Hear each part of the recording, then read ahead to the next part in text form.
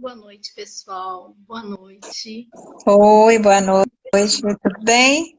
Tá escuro, né? Como você está? Tudo bem aí? Tudo, tá escuro. Tudo em paz? É, Deixa eu melhorar aqui a luz um pouquinho, viu? Que tá um pouco o nosso escuro, né? foco Ficou bem? Tá um pouco escuro. ficou Pega uma. Ah, acende essa daí, essa daqui. Tudo em paz? Como é que tá você? mais. Estou Tá bem, escuro. estou bem. Boa noite, pessoal. Boa noite. Oi, tudo bem? Chegamos a Como é mais que... um encontro do Amadurecer, né? Obrigada a todos que já estão presentes. Obrigada, Ian, pelo aceitar nosso convite. Nosso tema hoje são as alterações de humor das crianças durante o isolamento social. Realizada em agosto, agora de 2020, pela Sociedade Brasileira de Pediatria, em parceria com a Federação Brasileira das Associações de Ginecologia, obstetrícia, a influência da pandemia das crianças. 78% dos crianças relatam que os pacientes apresentam alterações comportamentais, 77% de alterações de humor. Para Tá falar sobre cortando o som, né? Tá cortando um pouco o cortando som? E para falar um pouquinho sobre esse assunto, nós convidamos a pediatra Elian Alves. A gente tem um papo para falar sobre essas situações. É um momento de pandemia em que nós estamos aí desde março em isolamento, crianças em casa. Elian. Isso. Boa noite, tudo bem? O som está cortando um pouquinho, muito obrigada, fico muito feliz em ter sido convidada para essa live, principalmente porque é um momento em que a gente está vivenciando este novo momento com muitas transformações, né, na nossa vida, né? Então, eu acho que assim, é um momento ímpar da gente parar um pouco, refletir sobre essa nova situação, esse novo momento que a gente está vivenciando, mas não com tristeza, e sim com medidas de transformação, né? O objetivo, acho que é esse, né? É a gente procurar enxergar saídas melhores, transformações melhores para esse novo momento que a gente está vivendo, viu? Essa é a minha mensagem que eu quero inicialmente. Estou disponível para a gente conversar, tá certo? O nosso objetivo é trazer essa sua vivência de consultório, essas mudanças no humor das crianças que vocês, quanto pediatras, estão vivenciando. Uhum. Então, a gente lhe convidou justamente para falar sobre isso. Quais são essas mudanças? Né? O que está acontecendo? Principalmente que os pais têm que observar que a criança está muito, né? Que precisa procurar ajuda. O som está falhando um pouco para você. Está falhando para você um pouquinho? Não, para mim não. Pensa se Não? melhorou. Melhorou? Não, tá falhando um pouco o som. Pois bem, mas se tiver dificuldade, a gente reposiciona, tá? A minha vivência de consultório tem sido uma surpresa grande a cada momento. A gente tem surpreendido com uma nova realidade, né? Em especial para o nosso público infantil e para as famílias, né? O que a gente tem percebido? Que a gente tem transformação, uma nova adaptação da realidade. As crianças realmente, no primeiro momento, deixaram de ir às consultas, e isso não foi bom, porque muitos dos pacientes que tinham patologias que necessitavam ser acompanhadas, perderam esse acompanhamento, né? E muitos diagnósticos ficaram retardados e muitos trabalhos, muito trabalho ficou a desejar inicialmente. Agora a gente percebe que está tendo um retorno às atividades, os pacientes estão buscando novamente as consultas, mas ainda de uma forma ainda muito tímida. E a gente não pode perder esse momento quando os pacientes retornam ao consultório para a gente pontuar e identificar alguns fatos que têm ocorrido, né? eu estou disponível para a gente conversar sobre alguns assuntos e o que eu tenho percebido é isso, é aproveitar essa oportunidade e lembrar da necessidade de fazer a cobertura vacinal, a identificação das patologias todas de base, principalmente aqueles pacientes mais crônicos e que tem um paciente diabético, um paciente sindrômico, um paciente que tem uma doença específica genética ou outras alterações, esses pacientes não podem perder o acompanhamento. Um diabético, né? E dos fatos novos que tem ocorrido são patologias novas que têm acontecido, né? Então, eu acho que a gente tem, o primeiro momento, transformações importantes dessa Covid, que é uma patologia que ainda vai continuar incidindo, a gente sabe que até o ano que vem essa é uma realidade, então a gente tem que se preparar para esse novo momento. Sim. E, doutora, assim, os pacientes, a gente vinha falando que os pacientes, eles deixaram de procurar os consultórios, deixaram de ir ao consultório? Ao consultório e aos hospitais, né? Então, uma realidade, isso é fato. Tanto os pacientes pediátricos, em especial, pelo medo, pelo temor das patologias, a gente percebeu isso. No primeiro momento, todo mundo ficou na sua casa, ficou fazendo isolamento social, mas hoje a gente já tem prejuízos dessa situação que a gente vivenciou. Então, como por exemplo, as atividades físicas, as atividades de controle. Hoje mesmo estava conversando com os pacientes, alguns pacientes que a gente tem acompanhado, que já tem retornado, que tem 10, 12 demandas que a gente não pode deixar de pontuar, né? Então, não só as novas patologias, como as antigas patologias, o quadro clínico geral da criança, desde até o estado nutricional, postura, que a gente tem visto com as novas atividades da escola, são novas patologias que a gente tem identificado. O ganho de peso excessivo, as perfeições alimentares, então a gente pode, assim, discorrer bastante sobre esses assuntos. Alteração de postura, o uso inadequado da internet, o uso excessivo das telas, tanto do celular quanto do computador, as tarefinhas escolares que são feitas, hoje a gente tem essa demanda grande, a gente pode falar em várias faixas etárias, depois a gente pode até dividir um pouco sobre isso. Mas são patologias novas que a gente está percebendo e que isso vai continuar. Então, desde a alteração de postura, como a criança vai sentar, se a cadeira tem que ter braço, se a coluna é ereta, então, quanto tempo isso vai ficar? Né? Se vai ficar no celular, qual a exposição de tempo para essa criança de tela? O déficit das interações sociais já tem acontecido. A síndrome de pânico, essas alterações todas de humor que a gente tem percebido, é algo assim que a gente não pode deixar de pontuar e a gente deve conversar um pouco mais aprofundadamente sobre essas questões. As alterações, o maior convívio familiar trouxe novas relações de afetividade. Pai, mãe, filhos, o espaço físico, como é que a gente vai administrar isso? A gente até tinha conversado anteriormente que até o mercado imobiliário mudou, né? Então, hoje as pessoas não querem mais um quarto e sala, eles querem um quarto para cada um, com a sua privacidade de pai trabalhar, mãe trabalhar em home office, e o filho também, mais de um filho, tem que ter mais de um quarto, mais de um aposento, né, mais de um escritório, mais de um laptop. Será que todo mundo tem isso? E as desigualdades acabam aparecendo mais, né? Eu acho que é uma grande realidade isso. E aproveitar mais uma vez, eu vou pedir para que tanto as psicólogas, quanto os colegas, quanto os pacientes, da necessidade de retornar ao acompanhamento. Esses pacientes, a gente tem tido muito prejuízo.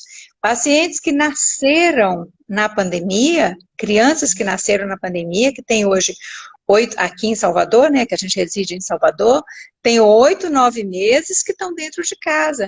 Tem crianças que não sabem o que é nascer do sol, nunca viram o passarinho cantar. Como é que essa criança que tem 0 a 2 anos está fazendo a associação com a realidade? E a gente tem um ponto-chave de amadurecimento neurológico que a gente não pode perder esse time com crianças de 0 a 2 anos.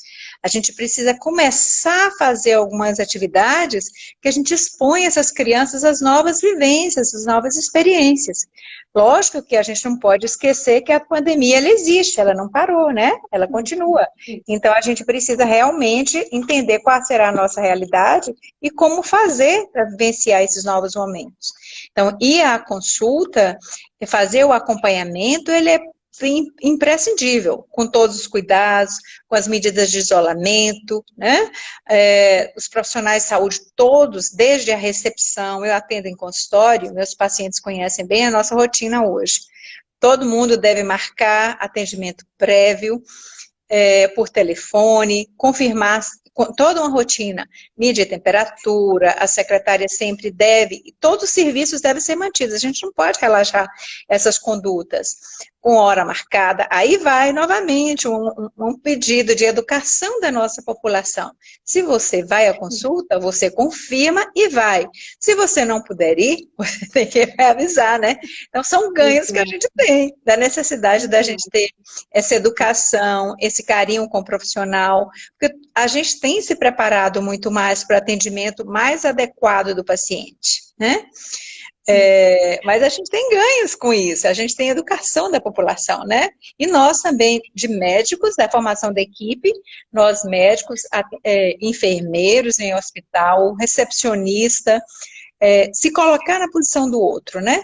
Nem todo mundo aceita essas novas regras de convivência. Então, a gente tem que conversar, tem que orientar, tem que amadurecer, tem que aprender. Não é só a ida ao supermercado, mas ao consultório, ao dentista, ao psicólogo.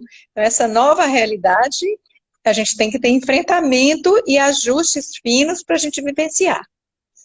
Exato. Você vinha falando sobre essa questão que nós conversamos antes também, que as pessoas estão em casa, estão convivendo mais, né? As famílias estão convivendo mais. E eu penso que essa questão, as crianças, elas passam a sofrer da insegurança dos próprios pais, do emprego, né? Uhum. E as crianças vivem esse sofrimento, né? E no consultório deve refletir bastante isso, né? Bastante. E a gente, assim, percebe essa demanda nas famílias de uma forma muito importante. É uma reorganização da família, do lar, né? Então, a reorganização do grupo social que a gente tem convivido, né? Desde o nossa micro-sociedade, que é a nossa família, como a sociedade geral, né? Nas novas relações, elas têm que ser mudadas, isso é uma realidade. Então, vamos conversar de uma forma assim, mal organizadamente, o que eu entendo assim. O que a gente percebe? Os pais e as mães, os avós, principalmente nesse momento, as secretárias, as nossas auxiliares, as babás, as cuidadoras, não só das crianças como dos idosos, o que a gente tem percebido? Há todo um temor, há todo um medo, né, e uma reorganização dessas relações. Então, quantos dias a minha secretária vai à minha casa trabalhar? Eu vou realmente precisar de uma babá? Né? Quantas demissões a gente percebeu? Como essa família teve que reorganizar? Então, são muitos tópicos que a gente tem que fazer. E a gente, como pediatra, entra muito na realidade da vida da família, né? Então, quando o pai e a mãe têm ido ao consultório, eles querem quase uma receita de bolo, e não vai existir essa receita de bolo. A gente vai ter que pensar individualmente para cada um e fazer novas regrinhas sociais. E isso é verdade. Então, vemos agora. Como é que o pai vai trabalhar dentro do mesmo ambiente da escola, ambiente da casa? O pai quer privacidade para trabalhar e não quer ser como a mãe. Ela não quer ser o menino no meio da aula. Mãe, como é isso? Como é que eu faço essa tarefinha? A mãe não pode responder porque ela está na reunião do trabalho, né? E a gente percebe uma perda da privacidade, né? Então, como é que é essa perda da privacidade? Como é que eu, médica, pediatra, vou atender um paciente em casa e falar numa sala onde minha filha, a minha mãe, o cão, a secretária está participando deste movimento? Então, eu preciso reorganizar um ambiente de trabalho. Eu como profissional, eu como mãe, eu como aluno, eu como criança. Então, a gente é um momento de retransformação da sociedade. Então, esses novos hábitos, mesmo de uma forma complexa, mas é extremamente genial, porque a gente tem tido possibilidade de conhecer nossos filhos, de conhecer nossa mãe, de conhecer nossa casa, né? Então, é uma viagem também interna. Então, eu entendo isso como um ganho, eu entendo como um ganho, porque quer queira, quer não, a gente está tendo que conviver mais dentro de casa, né? Um pai outro dia me disse assim, essa semana, eu nunca troquei fralda da minha filha, e agora não tem babá, eu tenho que trocar, né? Então, assim, é uma coisa mais simples um pai trocar fralda, mas para ele aquilo, mas eu tenho uma fobia de cocô, então eu não faço isso. Então, ele teve que fazer uma mudança, ele estava me contando de um ganho que ele teve, que aprendeu a trocar a fralda do filho. Então aí, não é só trocar de fralda, eu estava com a gente conversando, aquele paciente de 0 a 2 anos, ele necessita de toque de mãe, de toque de pai, né? A gente não pode deletar essa função para a babá, como muita gente estava vendo, assistindo isso, né? Todos os pacientes, uma grande maioria, estava deletando a função de 0 a 2 anos para babá. Você perguntava, algum tempo atrás, para a mãe como é a alimentação do seu filho. Ela direcionava a babá para perguntar como era. Hoje, quantas vezes a babá está indo na sua casa? Então você tem que assumir a alimentação, o cuidado pessoal, então é tudo uma reestruturação. Eu entendo como um ganho. Reconhecer o seu filho, saber quantas horas ele está usando o computador, quanto tempo, com quem ele está se relacionando, né? Então, essas mudanças eu entendo como um bom momento para a gente conhecer a nossa família, para a gente conhecer os nossos amigos, conhecer a nossa nova realidade, né? Opa, desculpa, desculpa, caiu aqui. Tá vendo? É reajustar as coisas. Nas adversidades a gente cresce, né? Então a gente vai percebendo que tem tido os ganhos positivos. Eu entendo isso. A reaproximação das pessoas, os amigos, as famílias, os cuidadores, isso tem sido uma realidade. O que vocês têm percebido no consultório? O que vocês, como psicóloga, têm visto? Psicanalistas, a gente vê a angústia das crianças, né? A ansiedade também, até sobre o assunto que nós falamos, né? Que as crianças vivenciando também os medos dos pais, nas notícias, né? As angústias dos pais, as crianças estão vivendo isso também. Né? É verdade. E muito transtorno de ansiedade, muito ansiosas. No consultório muito ansiosas e no consultório pediátrico também vão com a mesma ansiedade, né? É verdade, é verdade. A gente tem visto crianças, adolescentes, eu vou dividir um pouco para a gente conversar um pouquinho. Eu entendo assim, a criança de 0 a 2 anos, a gente, identificando os problemas, a gente tem que interferir imediatamente, como a exposição ao meio ambiente, a interação social, o brincar, o lúdico, isso é extremamente necessário. Crianças especiais que tenham uma doença de base, uma síndrome de Down, que tem um retardo de desenvolvimento neurológico qualquer, que tem uma síndrome genética, se tem um distúrbio de alteração de sono, uma criança autista, uma criança obesa, uma criança diabética, uma criança que já tem uma doença de base neurológica, essa criança, um tumor, fez uma cirurgia, essa criança ela não pode deixar de fazer o acompanhamento. Em especial de 0 a 2 anos. E é naquelas doenças que já tem de base, uma alteração nefrológica, uma formação qualquer. Os adolescentes, é um ponto que eu acho que a gente deve conversar muito sobre adolescentes, que a gente tem visto muita mudança nos adolescentes. E as crianças de 2 até 4, 6 anos, que é o primeiro momento da escola que a gente tem que conversar muito sobre isso, né? 2 a 6 anos, o que a gente percebe? As crianças têm necessidade de sair, de brincar, elas não aguentam mais, né? E aí vem as mães, os pais e as mães que estão com síndrome de pânico, com agorafobia, isso tem tido alterações, a gente vê famílias inteiras obesas com a alteração da alimentação, né? Então, a briga pela televisão, quem vai ficar com o quarto qual, né? Então, o desajuste da família é uma realidade. De 2 a 6 anos, pelo fato da criança não estar indo à escola e fazendo as tarefinhas em domicílio, em que a concentração é pequena, às vezes os pais me relatam, não sei se essa é a sua realidade, que é 1 a 2 horas no máximo, que a criança consegue brincar ainda com a atividade, mais do que isso não. E o restante, aqueles que ficam mais tempo, o que ficam fazendo? Usando o telefone celular, ou a rede, ou o laptop, ou o que seja, para acessar. Acessar o quê? Outros conteúdos, como jogos, alterações da sexualidade, uso de sites de sexualidade, aí entre os adolescentes, os pais, as crianças. A gente tem visto muita puberdade precoce. A sexualização das crianças tem sido assim, porque elas não têm relações interpessoais. Então, o que cabe a elas? Uma excitação excessiva, né?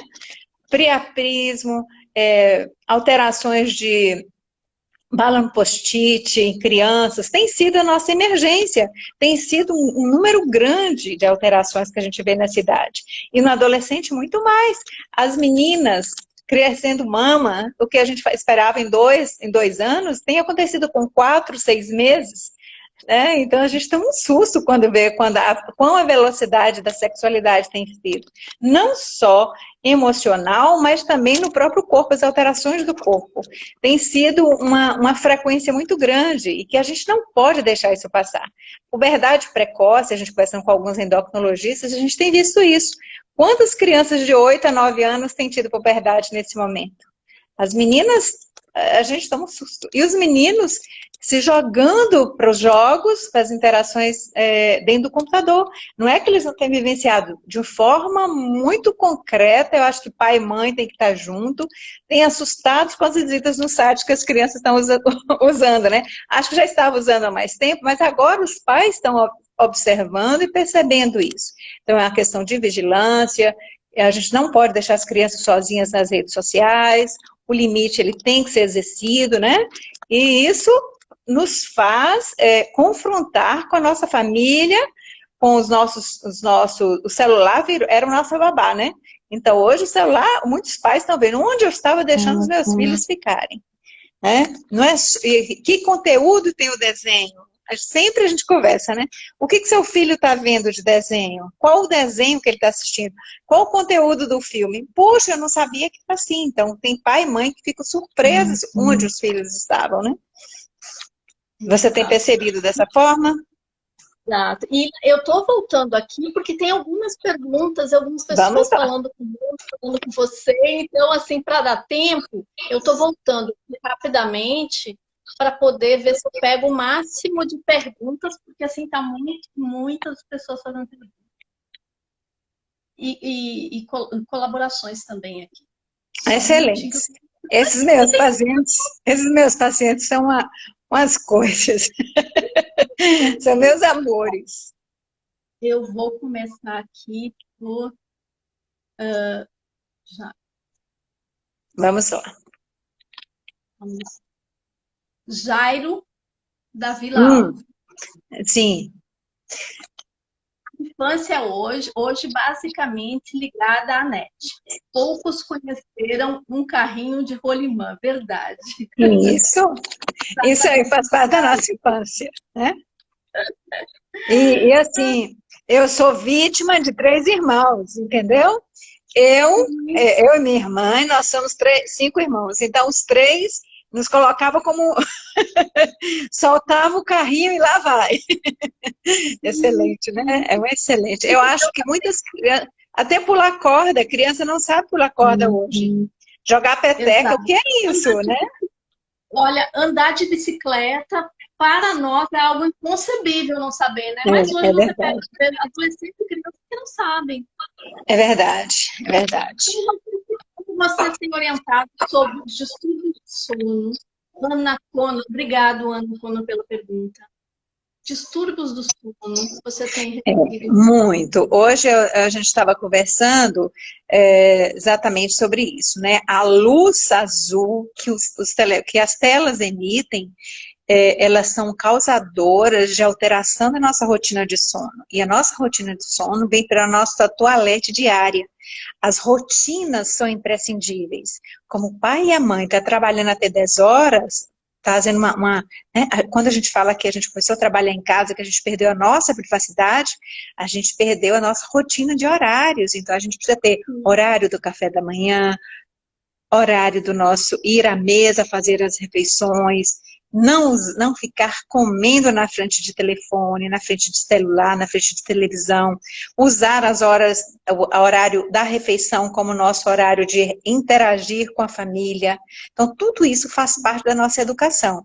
E a tela é uma das coisas que a gente sabe que altera muito o sono, a luz azul que emite. Todo mundo, quando acorda, vai dormir, vai dar uma olhadinha no celular e às vezes muda o sono totalmente. A luz dentro do quarto, a gente já sabe disso.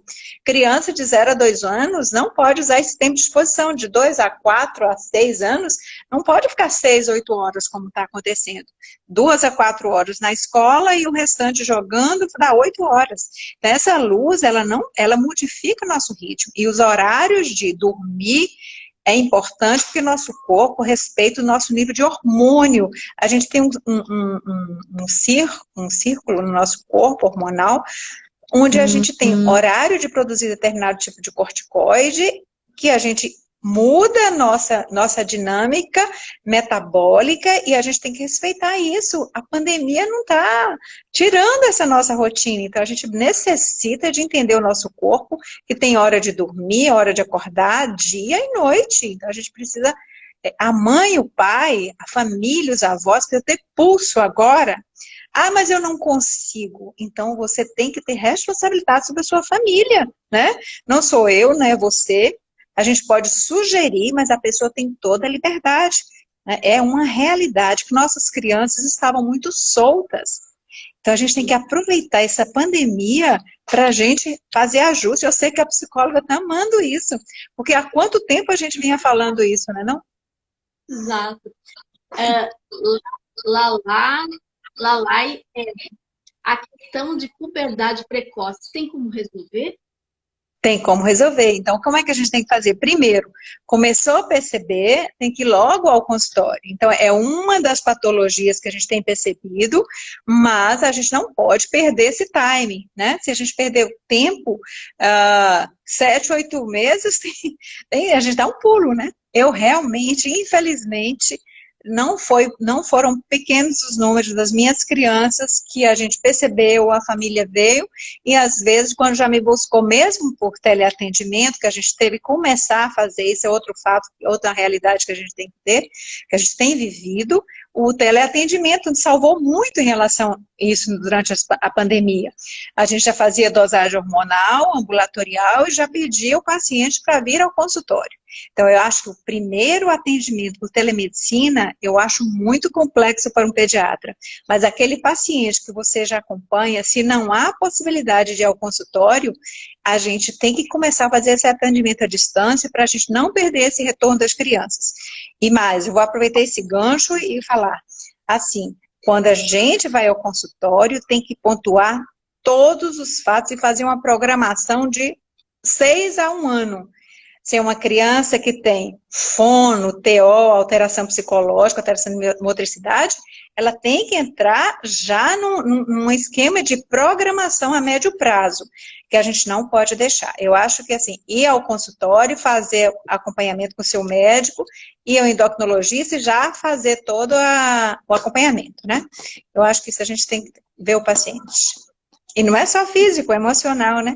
Os estímulos da sexualidade é algo que a gente um dia pode conversar sobre isso. Você bem sabe que, assim, as compulsões sexuais, tanto nos adultos quanto nas crianças, e em especial dos adolescentes, né, eles vivem agora no quarto, é tudo que um adolescente quer, né?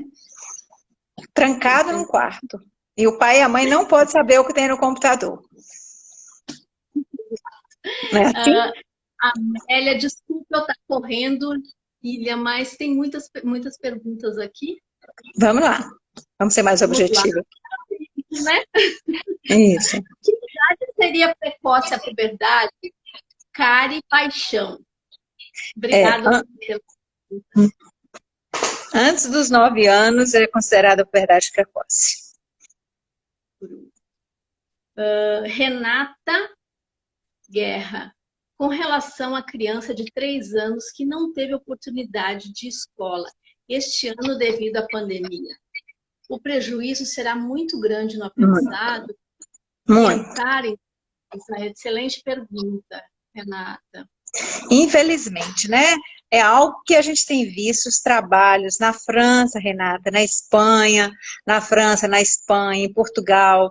É algo que a gente tem visto, como eles estão 3 a 6 meses na nossa frente, a gente tem visto isso mesmo. Então, a interação social, pai e mãe tem que ensinar, pai e mãe tem que brincar. Eu fiz uma dinâmica, eu tenho hábito de fazer com meus pacientes, aqueles que viajavam, eu comecei a sugerir para todo mundo fazer um mapa mundi e começar a fazer viagem com os meninos em casa, entendeu? Assim, vamos viajar, vamos atravessar o mar, vamos para Portugal. Não, ou a gente está aqui morando em Salvador, vamos para a casa da vovó, é só para fazer um movimento com as crianças, né?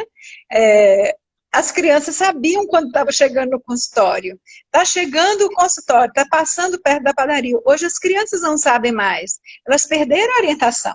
Um paciente me relatou que agora, quando eles saem de carro, quando o filho começa a chegar perto do posto de gasolina, ele disse, voltar para casa não, papai. Voltar para casa não. Então, eu acho que nessa idade, na pré-escola, a gente tem que fazer o quê? Pai e mãe, ler historinha para criança, pai, mãe, avó, sair para a pracinha, não é para ir para shopping. Acho que a gente aí volta à qualidade da nossa atividade física, não é verdade? Então, é fazer a picula, brincar de pique-esconde, brincar de dominó com a criança, brincar de peteca. Aqui em Salvador, o pessoal não sabe o que é peteca. Né? Brincar de bambolê, pular corda, né? Mas sabe muito bem o que é frescobol, né? Jogar frescobol e assim, usar algumas atividades físicas que tem rede, porque o contato, a interação social, como tênis, tênis de mesa, então são novos esportes que a gente tem que participar. E estar junto da criança e brincar, fazer um trabalho de motricidade, correr, pular, jogar bola, ir para a pracinha, isso é necessário, com cuidado. Criança não usa máscara, gente. Isso é importante. Quem tem que usar máscara somos nós adultos e cuidadores. Criança não sabe, ele usa máscara 15 minutos, depois ele tira, vira um brinquedo. Criança não sabe usar máscara, né? Então, quem tem que se educar somos nós.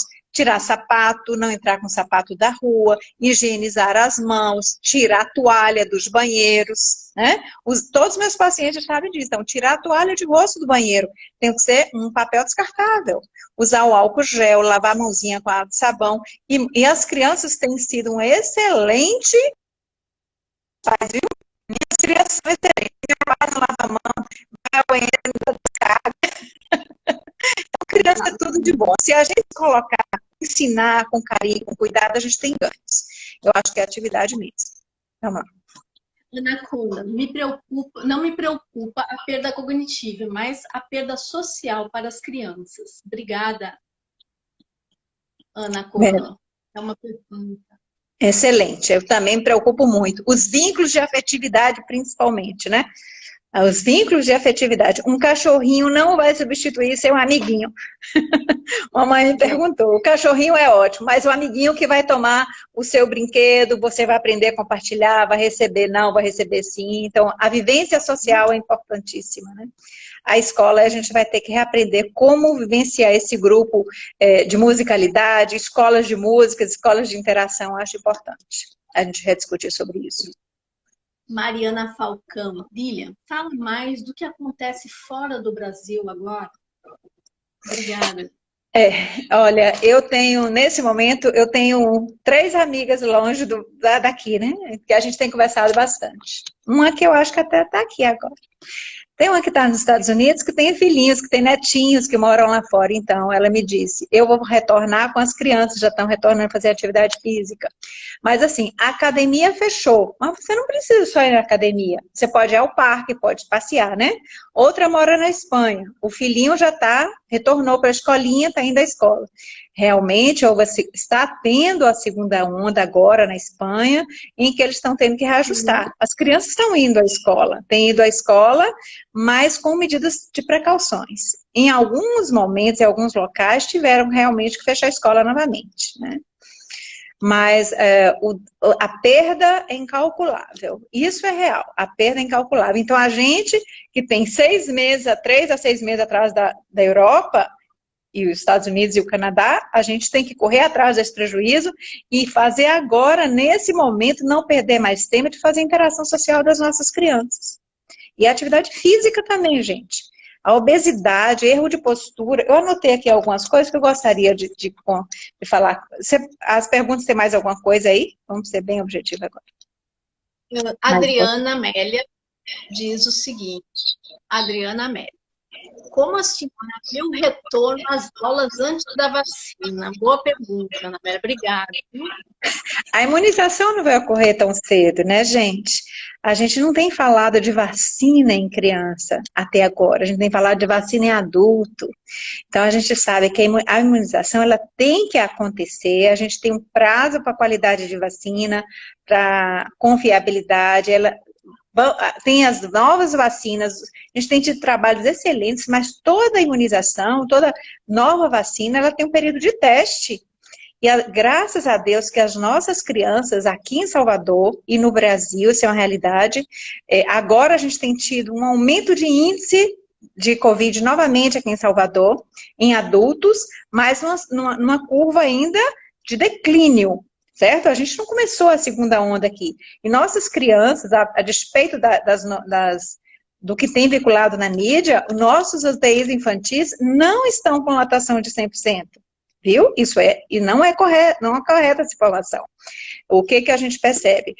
A gente precisa retornar às escolas de uma forma sequenciada. Então, a criança de 0 a 2 anos vai continuar fora da escola, de 4 a 6, ela vai ser optativa e acomodando, e depois disso aí, a gente, inclusive já tem isso aqui em Salvador, a família pode optar, né? Se vai querer presencial ou se continuar à distância. Não é assim que você tem visto aqui, em algumas escolinhas? E a grande maioria das famílias tem optado de ficar em domicílio. Em alguns momentos, mas assim, a interação social, da vida social, ela é real. Ela vai ter que ocorrer novamente. Isso, assim, a gente tem que ir para a praça, a gente tem que ver com os avós, não tem jeito. A baixa exposição de sol, a gente tem visto uma deficiência enorme de vitamina D das crianças. Isso é real. As avaliações oftalmológicas para o aprendizado da criança na tela é algo imprescindível, que a gente não pode deixar de fazer. Então, levar o filho ao oftalmologista com cuidado, com máscara, com proteção e sair com cautela, mas temos que fazer. Respondi ou tem mais algo aqui? Tatiana, crianças ansiosas, querendo sair para brincar, demandando escuta e acolhimento nesse momento. Concordo completamente com ela. A gente precisa ter tempo para as nossas crianças, né? E para os adultos também, viu? Escuta e compartilhar, né? A gente está tendo que olhar o outro como irmão, com mais paciência, com mais tranquilidade, né? Ouvir as demandas todas não é fácil, não, mas a gente está conseguindo. E vamos conseguir, né? A gente tem que ser positiva nisso aí, né? Verdade, eu enxergo dessa forma. E assim, eu agradeço muito, muito, muito. Foi, assim, maravilhoso. Eu quase não consegui aqui. Eu estava tentando ler tudo. Mas para que eu não consegui ler a tempo, porque passa muito rápido. Tatiana está colocando aqui também. Tenho visto crianças diagnosticadas com TDAH, ansiedade nesse período de pandemia. Uma doutora vê essa questão de diagnóstico e medicalização. Excelente, Tatiana. Excelente, eu acho que depressão, ansiedade, alteração do sono, autismo, né? Que a gente pode falar também sobre isso. Todas as crianças que estão em investigação, elas têm que continuar na fono, na TO, na neuro, na psicóloga, no psicólogo, tem que estar exposta às terapias, né? A gente vai adequar, a gente não pode dar alta para essas crianças. Elas necessitam né? Então, é um tratamento. O pai e a mãe têm que ter, não é só isso não, enurese. A gente tem tido muita criança com distúrbio do sono. Tem crianças que não dormem, mas tem crianças que só dormem agora no colo do pai e da mãe. Crianças que estão indo para o quarto do pai e da mãe com pânico. Por que essa criança está com pânico? Que filme ele estava assistindo com o pai e com a mãe? O pai agora está vendo série de terror e o filho de 2, 4 anos está assistindo junto com o pai. Então a gente tem que identificar todas essas causas. Não é só o medo da notícia da TV. Quantos óbitos, quantos adoeceram, quantos novos casos. A gente precisa escutar o que a criança está dizendo para a gente. Então a criança tem que ser acompanhada da melhor forma possível, com intervalos às vezes maiores, mas não podemos deixar de ser visto não. Não é só isso não. Diabetes, alteração de tireoide, alterações hormonais da sexualidade, nós temos que pontuar. E não podemos deixar outras patologias, como a gente conversou previamente, como um tumor do sistema nervoso central, uma intoxicação exógena, um acidente, uma psicose pós-parto de uma mãe com filho. Então, são causas que a gente tem visto tudo isso. São doenças que a gente não pode deixar de diagnosticar e intervir. Eu acho necessário a gente entender essa necessidade da gente continuar fazendo uma boa medicina, com presença, é necessário, a gente tem que fazer um novo plano de readaptação de vida. E agora, não é para amanhã, é para hoje. É para hoje, né? O que você tem que me dizer mais? Eu falei demais e eu ouvi de menos. Me desculpe. Mas aqui a intenção foi ouvir você mesmo, a sua fala, né? Para trazer um alerta, né, aos pais, cuidadores, às crianças que estão em sofrimento, muitos estão em muito sofrimento, né? Então, alguns estão dentro do que a gente diz uma certa normalidade, mas outros estão em sofrimento e os pais ainda não conseguiram perceber isso, né? Agora tem muitas perguntas ainda, eu acho que não vai dar tempo, a doutora... É um prazer poder falar. Eu estou muito feliz e, assim, pode me mandar as perguntas que a gente conversa. Eu estou dando uma olhadinha aqui também. Mas aqui, assim, todo mundo é muito amigo aí, viu? Então, manda um desconto. Então, assim, eu quero realmente agradecer em nome do Amadurecer, esse tempo que você dedicou a nós. E a fazer esse alerta, né?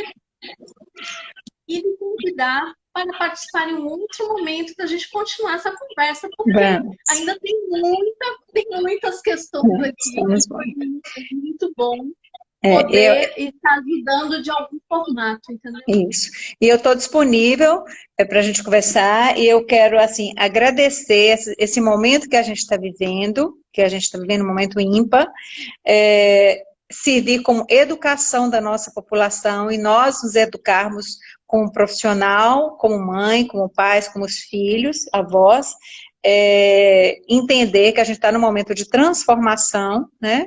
E a fé é algo que tem nos segurado bastante, fé no homem, fé na transformação, fé que a gente vai ser pessoas melhores, né? E isso, assim, eu acho que é muito importante para a gente passar essa visão e estar se sentindo no lugar do outro. Às vezes é muito fácil a gente criticar, mas não é fácil. Eu acho que mais do que nunca, psicólogos, psiquiatras têm que estar juntos, psicanalistas, todas as atividades sociais, nossa família tem que estar com apoio, nossos amigos e familiares. Isso é real. E a gente não pode esquecer que as outras patologias existem. Salvador tem dengue, chikungunya, tudo nesse momento. Rotavírus, coronavírus, doenças metabólicas, diabetes, mas a gente tem que ter noção que nós somos uma sociedade, a gente tem que estar junto. É isso aí, querida. E a escola é um outro papo que a gente tem que conversar bastante, as atividades extracurriculares também. Tá? Muito obrigada. E depois você me passa as perguntas, e eu acho que a adaptação é muito importante. Tem uma coisa aqui que eu queria falar com você, que eu tinha anotado aqui, mas me passou. Depois a gente conversa na próxima live. O sedentarismo e postura das crianças, viu? Das causas neurológicas que a gente tem tido muito também, são muitas cefaleias, dor de cabeça, que a gente precisa realmente conversar junto com o neuropediatra, tá certo? Que eu acho importante. E hospitalização o mínimo possível. Muito obrigada, viu? muito obrigada mesmo. Aqui, seus pacientes, familiares e amigos, todos mandando beijos, dizendo que você é a melhor pediatra. A gente disse, todo mundo puxa saco, só brincadeira. A gente gosta de todos eles, né? São amigos de verdade. É nossa família, né? É nossa família. A gente se transforma com a vivência que a gente tem, né? Eu acho que, assim, a gente tem que servir para a gente aprender. Eu acho que a gente está vivendo um momento de aprendizado para todos. Para nós, profissionais, né? A gente teve algumas pessoas que a gente perdeu, pai, mãe, avós, né, amigos. Então, isso a gente respeita a dor de todos, mas a gente tem que ter enfrentamento dessa situação, viu? Eu entendo isso. E a gente tem que estar unido, né? Um com o outro e fé. Fé no homem, fé no... Cláudia Caldeira falou exatamente isso aqui, verdade. Muita fé e união de pensamentos é o importante Isso. para a humanidade. Exatamente. Isso. E muita produção que a gente tem visto, muitos estudos, muitos ganhos, muitos conhecimentos. Hoje uma prima lançou um livro, que eu estou toda feliz da vida, então tem gente que consegue produzir na pandemia. Né? Tem gente que consegue fazer dieta, transformar corpo. Vamos enxergar o lado positivo, compor música, né? Fazer novas atividades, reaprender. Né? Eu acho que tudo isso... É o momento de se reinventar, isso, né? Remodelação, acho que a gente está se remodelando, viu? Muito obrigada a todos, um grande beijo, eu estou disponível naquilo que for necessário, tá bom? Obrigada, viu? Tá, e desculpa a luz que estava ruim aqui, mas agora acho que a gente conseguiu reajustar, é porque acendeu aqui. A live é assim, a gente vai fazendo os ajustes na hora mesmo. Isso. Muito obrigada. Viu? Obrigada a vocês. Obrigada a todos, viu? Estou disponível. Um abraço.